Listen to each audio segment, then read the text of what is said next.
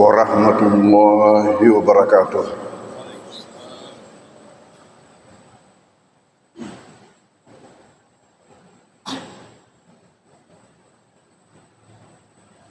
Bismillahirrahmanirrahim. Alhamdulillahi rabbil alamin. Wassalatu wassalamu ala ashrafil anbiya'il mursalin Sayyidina Muhammadin wa ala alihi wa ashabihi wa atba'ihi ajma'in. Alhamdulillah bahwa pada malam hari mubarak ini, malam hari di mana pengajian kita ini berlangsung, marilah kita sama-sama kembali lagi dan tak henti-hentinya untuk memanjatkan puji syukur kehadirat Allah Subhanahu wa taala. Hanya karena limpahan rahmat-Nya jualah sehingga kita dapat lagi melangkahkan kaki kita, dan mungkin di antara kita ada begitu kesibukan yang dihadapi, tapi masih sempat saja karena telah ikrar untuk selalu hadir, sempat saja untuk menghadiri salat jamaah maghrib sekaligus pengajian kita pada malam hari ini. Alhamdulillah. Berhubung karena Jumat depan insyaallah saya akan berangkat ke Tanah Suci, sehingga malam ini saya hanya akan memberikan revisi daripada pengajian-pengajian kita yang berkaitan dengan keutamaan bulan Zulhijjah dan secara khusus mengenai masalah berkurban. Jakan kakutumai paku tanah. Biasa tengkalinga naku tanah jamai, ya silakan. Wajar ringgit 2 kita untuk Bali paku tanah di Kongka.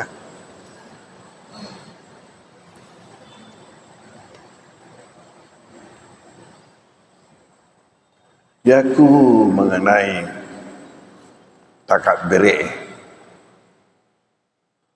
ri al-pernya, sebagaimana yang pernah saya katakan pada pengajian kita sebelumnya, bahwa beda takbir untuk hari raya Idul Fitri dan takbir untuk hari raya Idul Adha.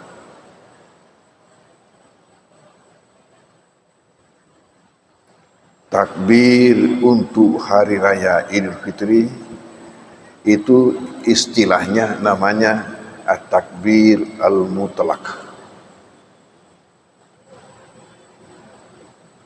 Sementara takbir untuk Idul Adha, di samping takbir mutlak ada juga namanya takbir muqayyad. Agar asal takbir mutlak bisa diartikan dengan takbir lepas atau takbir bebas, tidak terikat. Sementara takbir muqayyad, takbir yang terikat.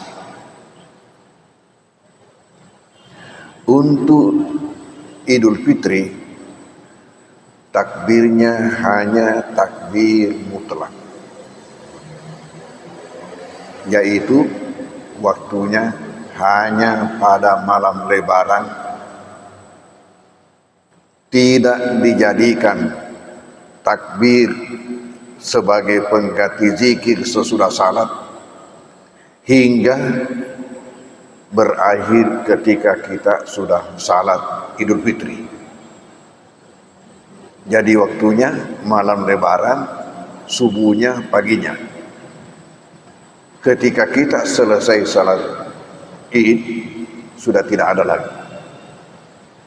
Ini takbir mutlak, takbir untuk Idul Fitri. Sementara takbir untuk Idul Adha,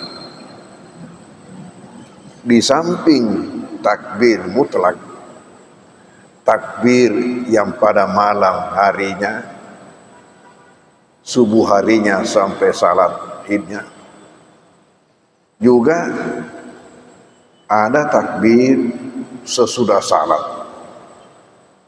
Dan ini dimulai pada subuh hari Arafah, hari ke-9, hari di mana kita sangat dianjurkan untuk berpuasa.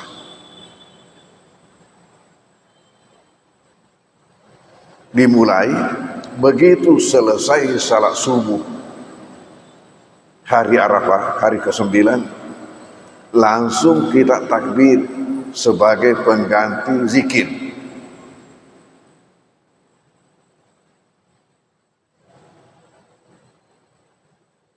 Dan ini berlangsung terus setiap kita selesai salat hingga hari ke-4 dari hari raya, yaitu ayyamut tasyrik, hari-hari tasyrik, hari-hari pencerahan, hari-hari di mana kita berkurban. Jadi berakhir setelah selesai salat asar hari ke-4. Disitulah dijadikan zikir sesudah salat terakhir. Jadi setelah maghrib kembali lagi dengan zikir biasa.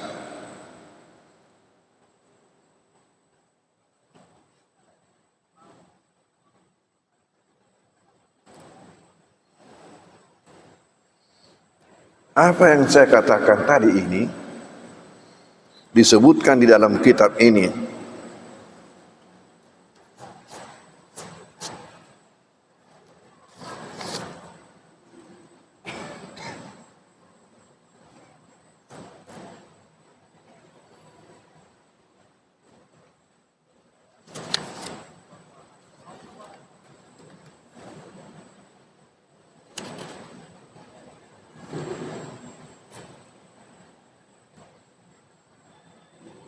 dengan mengatakan wa yusahabu takbirul mutlak yarona wenina fa'alperen fil aidaini jami'an, pada dua id, berlaku pada Idul Fitri, berlaku pada Idul Adha. Takbir pada malam Lebaran di antara salat. Kita di sini kan menunggu pengumuman dari Menteri Agama. Jadi biasanya itu lepas, antara maghrib bisa lepas. Karena kita belum tahu. Sehingga pada masa itu ketika kita selesai salat maghrib masih seperti biasa zikir kita. Kenapa? Karena belum tahu apakah besok Lebaran atau belum.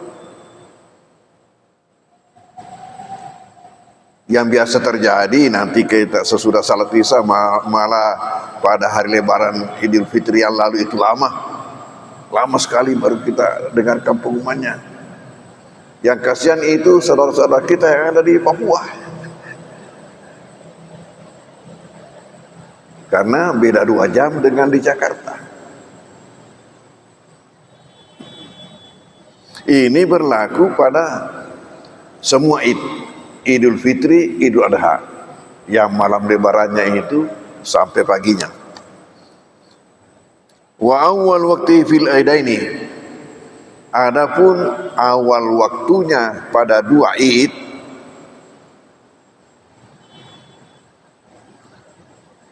ghurubu syamsi lailatul id, terbenamnya matahari pada malam id, wa akhiruhu, dan akhirnya hina yuhrimul imamu bisalatul id, ketika imam ihram, takbir ihram untuk salat id. Ini takbir mutlak, berlaku untuk 2 id.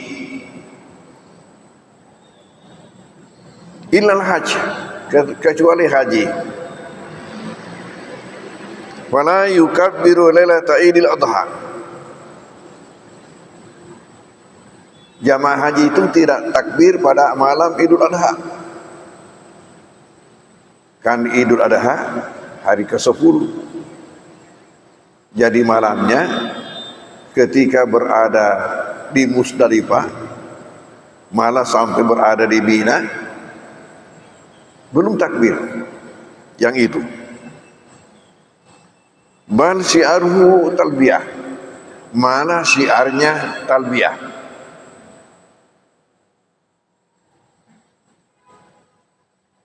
Kalau begitu pertanyaan, kapankah jamaah haji ini mulai takbir?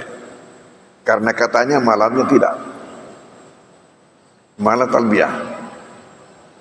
Jamaah haji ini sejak berniat dan ihram untuk haji, maka ketika itu mereka kumandangkan talbiyah, berjalan menuju Arafah. Sampai di Arafah tetap talbiyah. Sampai wukuf tetap talbiyah. Selesai wukuf sampai malam berangkat ke Musdalifah tetap talbiyah. Dari Musdalifah memungut kerikil, tapi yang wajib di Musdalifah bukan kerikilnya, yang wajib mabitnya, bermalamnya. Dan kapan baru sah namanya mabit? Nanti kita berada di situ hingga lewat tengah malam, katakanlah sampai jam 12. Dan sekarang ini polisi itu melarang bergerak jamaah haji sebelum jam 12. Tetapi untuk sunatnya, kalau mau mengikuti Nabi, nanti sesudah salat subuh. Namun hal ini tidak bisa kita atur.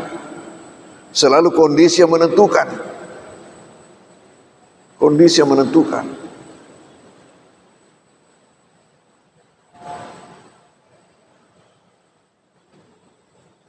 Saya ingat waktu ini Wakil Gubernur Agus Arifin Nukman naik haji, bertetangga tenda dengan tenda kami. Cerita setelah tiba. Kenapa? Karena mulai malam itu sampai besok harinya, satu hari itu tidak ketemu tendanya. Tidak ketemu tendanya. Nanti setelah malam sampai mengatakan desena nasib dan muangga galok jambang. Jamai. Jadi itu kondisi menentukan. Karena banyaknya jamaah seperti itu, kita tidak bisa tentukan apakah kita ini bisa seperti pada masa Nabi diatur sedemikian rupa. Tidak bisa lagi. Untung-untungan. Jadi ini meninggalkan Arafah, meninggalkan Musdalifah, sampai tiba di Mina masih tetap talbiyah. Sampai pergi melontar talbiyah. Labbaik Allahumma labbaik, labbaik la syarika lak labbaik. Tiba melontar. Jamrah yang ketiga. Tempat pelontaran yang ketiga. Yang pertama namanya Jamratul Ula atau Jamratul Sughra. Yang kedua namanya Jamratul Wusta atau Jamratul Saniyah. Yang ketiga Jamratul Kubra atau Jamratul Aqabah. Itulah yang dilontar, hanya satu. Apa hikmahnya ini? Di dalam sebuah kitab disebutkan bahwa itu hikmahnya adalah tahiyatu Mina, penghormatan Mina. Sebagaimana kalau kita tiba di Mekah, maka kegiatan pertama yang kita lakukan harus tawaf. Apapun bentuk kedatangan kita, datang haji dengan 3 model, apakah haji tamattu, haji ifrat, haji kiran, pokoknya kegiatan pertama mesti tawaf. Atau datang ziarah, kegiatan pertama harus tawaf. Maka ini juga ketika tiba di Mina, pelontaran pertama di Jamrat Aqabah ini induk. Karena disinilah dulu Nabi Ibrahim mengorbankan Ismail pada Jamrat yang ketiga. Selesai melontar, pulang ke tenda, tergantilah itu talbiyah menjadi takbir. Tergantilah itu talbiyah menjadi takbir. Makanya di sini katakan ilal haji, kecuali haji, tidak takbir pada malamnya itu sebagaimana kita yang ada di kampung. Tetapi syaitan wa kadzalikal mu'tamir, demikian juga orang yang umrah. Bagaimana? Yulabbi hatta yadkhula fit tawaf, mereka talbiyah sampai masuk tawaf yang umrah. Kama sa'ati insyaallah taala fil haji, sebagaimana akan datang pembicaranya pada masalah haji. Lalu wa dalilu takbir fi idil fitri, adapun dalil takbir pada Idul Fitri, qauluhu ta'ala wa litukabbirullaha ala ma hadakum wa litukmilul iddata wa litukabbirullaha ala ma hadakum wa la'allakum tashkurun.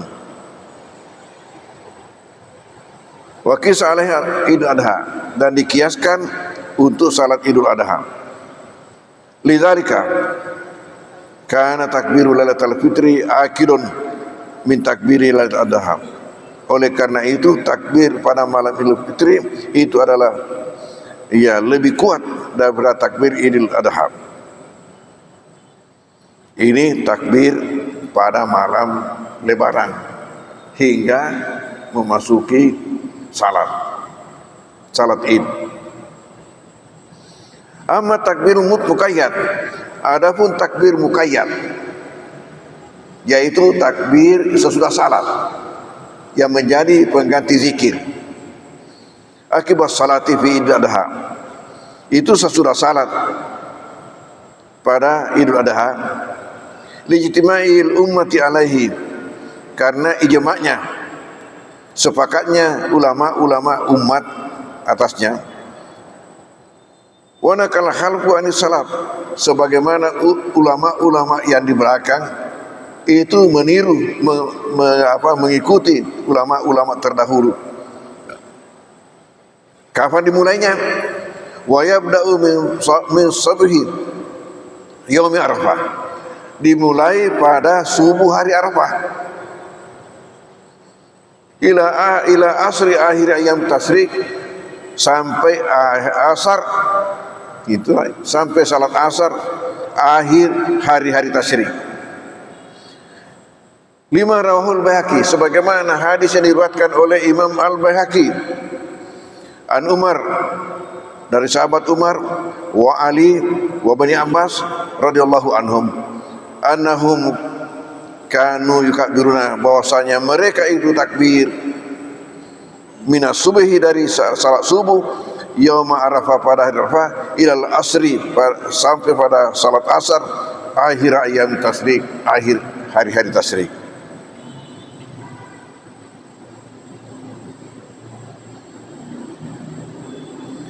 Wa yusahabu takbiru fi Idul Adha, dan disunahkan takbir pada Idul Adha akibat salawati, sesudah salat, sawa'un kanat mu'addat, sama adanya salat itu salat adaan, amfaita, atau salat yang lepas keadaan, takbir sesudahnya. Wasa'un kanat fardan am manzura, apakah adanya salat fardu aslinya atau manzurah atau salat nazar. Wa sawa'un kanat sunatan ratibah am nafilah mutlaqah, sama adanya sesudah salat sunat ratibah ataukah sunat mutlak, am muqayyadah ataukah salat sunat muqayyadah yang terikat, am zata sabab ataukah mempunyai sebab, katahiyatul masjid seperti tahiyatul masjid.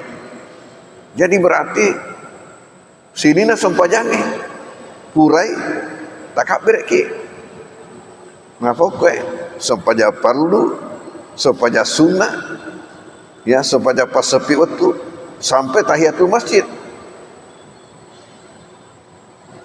Liana takbir syiarul waktu, karena takbir ini adalah syiar daripada waktu. Wala yukabiru akibat sajadatai at-tilawah syukur, tapi tidak takbir sesudah sujud tilawah ataukah sesudah sujud syukur. Berarti ya tomina reko sepanjang suku li'annahu ma laysa tabi salati, karena keduanya itu bukan salam. Wa kadzalika la yukabbiru lil faita idza qadaha fi ghairi hadzal ayyam. Demikian juga buat salat qada kalau ia lakukan setelah lepas hari-hari ini. Jadi yatomir wattuna hari-hari tasyrik. Andai kata ada kita pula salat lepas, kita mau kada, bisa dikada pada hari-hari tasyrik, tapi kita tidak lakukan waktu itu. Lepuk maniaro, adek nana bukan lagi takbir sesudahnya. Berarti ini terbatas oleh hari-hari tasyrik.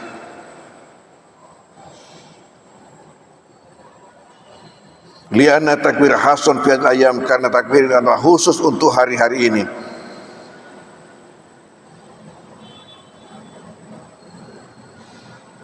Walau nasihat takbir, akan tetapi jika sekandainya ia melupakan takbir, tadarakahu, maka ia lakukan inna tadzakurhi, pada waktu dia ingat. Wa in talal waktu selesai, walaupun lama masanya. Jadi berarti engkau kada aneh ya. Kalau peni begitu ya disunahkannya sampai semua salat yang kita lakukan asal salat selama 4 hari ini, malah 5 hari sejak hari Arafah, subuh hari Arafah, pokoknya selesai salat fardu, salat sunat, adaan, qadaan, lakukan, disunatkan takbir. Ajak tonah nama lupa ya kula tadi tartoni becu ya pas selesai kiri Allahu Akbar, Allahu Akbar, Allahu Akbar. Ini syiar.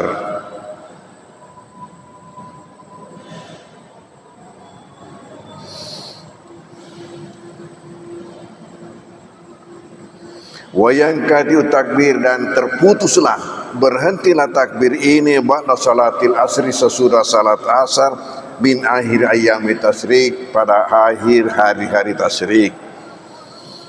Lima rawa Aliun Ammar, sebagaimana hadis diriwayatkan oleh sahabat Ali dan Ammar radhiyallahu anhuma, inna Rasulullah sallallahu alaihi wasallam, bahwasanya baginda Rasulullah sallallahu alaihi wasallam, kana yukabbiru fi duburi kulli salatin, beliau itu takbir di akhir setiap salat, pada subuhi yaum Arafah, sesudah salat subuh pada hari Arafah, ila ba'da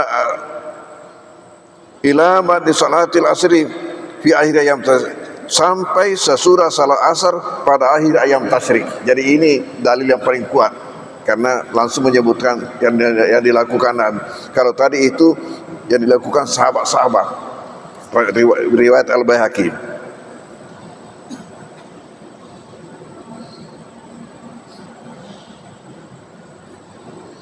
Dan kalau ini riwayat Al-Hakim, ini mengenai masalah takbir.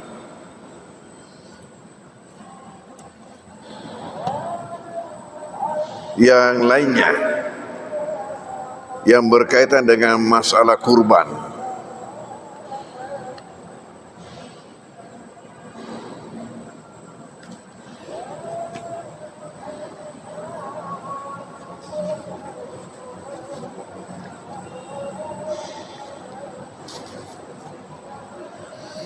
Bolehkah kita berkurban untuk orang lain, untuk orang mati? Saya sudah sampaikan pada pengajian kita yang lalu bahwa di sini ada perbedaan pandangan ulama.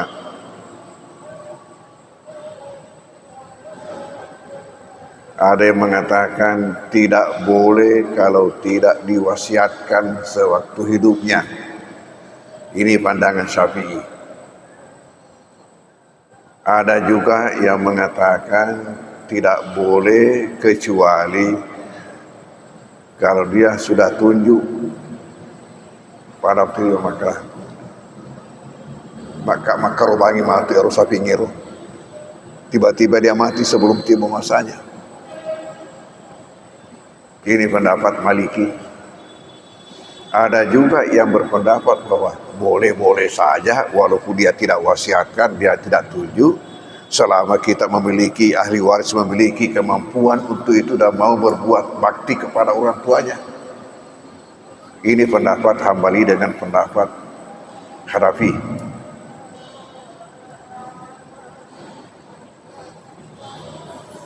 Kalau ya disebutkan dalam kitab begini redaksinya, itu tadi pemahaman al-udhiyatu al-udhiyan gairi, berkurban untuk orang lain. Karena Syafi'i,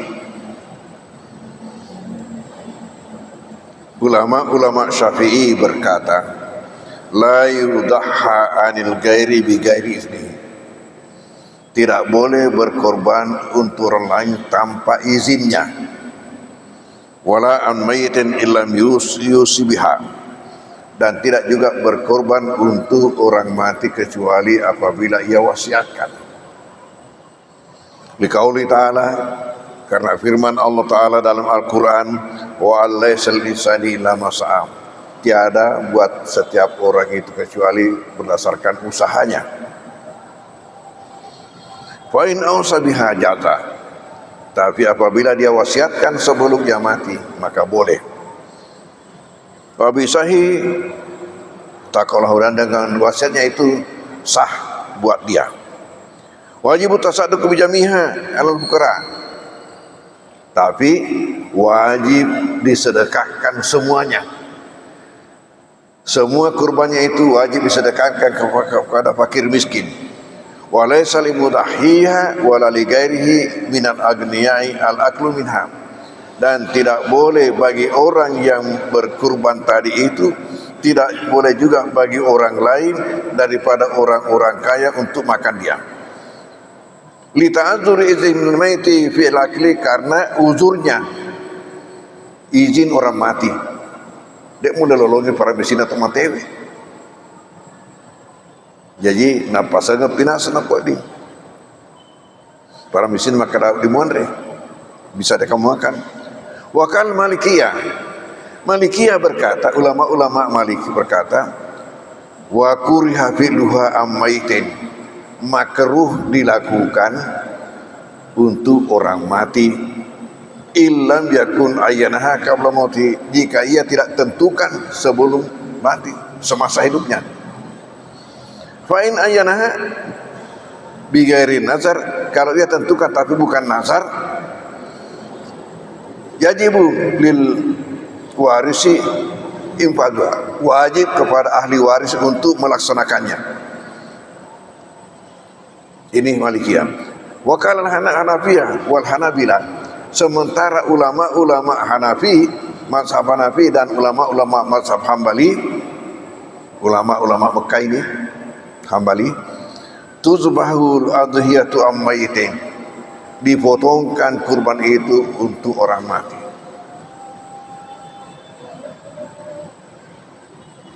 Wa yaf'alu biha, dan dilakukan ka'an hayyin, seperti daripada orang hidup.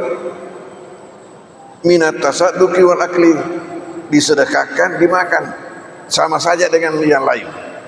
Ini menurut pendapat Hambali dengan Hanafi. Wal ajrul mayit, dan pahala dapatkan si mati. Lakin akan tetapi yahrumu indal Hanafiyah al-aklu minal udhiyah, haram bagi Hanafi dimakan kurban allati dahabiha al-maiti, yang dikurbankan atas nama orang mati. Ini bagi Hanafi. Jadi ada samaannya antara Hanafi dengan Hambali bahwa boleh, ya, tetapi bagi Hambali itu dagingnya sama dengan bagi orang hidup, bagi pemiliknya sendiri, tidak ada bedanya. Hanya buat Hanafi dikatakan haram dia makan. Yahrumu indal Hanafiyah, mengenai pemanfaatan daging daripada kurban itu. Inilah masalah kurban tentang orang mati yang biasa juga ditanyakan orang. Jadi kalau saya, ya terserah. Artinya yang mana kita ikuti boleh-boleh saja. Malah kalau ahli warisnya itu memiliki kemampuan, masa gina mau aku gau, apa salahnya dia lakukan? Ya, karena tidak ada jelas ini masalahnya, karena tidak ada jelas dari Nabi mengatakan boleh tidak bolehnya. Jadi ini hanya pandangan mazhab, hanya pandangan ijtihad mazhab, karena tidak ada jelas dan Nabi melarang bahwa tidak boleh, tidak boleh. Jadi bagi saya kalau ahli waris itu orang kaya, apa salahnya ya dia ikutkan umpamanya orang tuanya sebagai salah satu bakti. Karena secara umum ada hadis secara umum membolehkan kita melakukan sembarang amal-amal sunat atas nama orang tua. Ma'ala ahdikum iza arada yatasaddaqu yatasaddaqa tatawu'in, itu kata Nabi. Tidak ada masalah bagi kalian apabila hendak melakukan suatu perbuatan sunat karena Allah. Ayajalan walidahi, untuk di atas namakan kedua orang tuanya. Iza kana muslimaini, hanya masalahnya jika keduanya itu muslim. Kata Nabi dalam hadis itu boleh saja selama muslim. Fa yakunu ajruha lahuma, maka pahalanya didapatkan keduanya. Walahu, dan dia mendapatkan misla ujurima, sama mendapatkan kedua orang tuanya, minggar yang kusam menujuri masyarakat, tanpa mengurangi sedikit pun pahala daripada orang tua itu. Pahala apa yang dapatkan anak tadi ini? Pahala bakti kepada orang tua.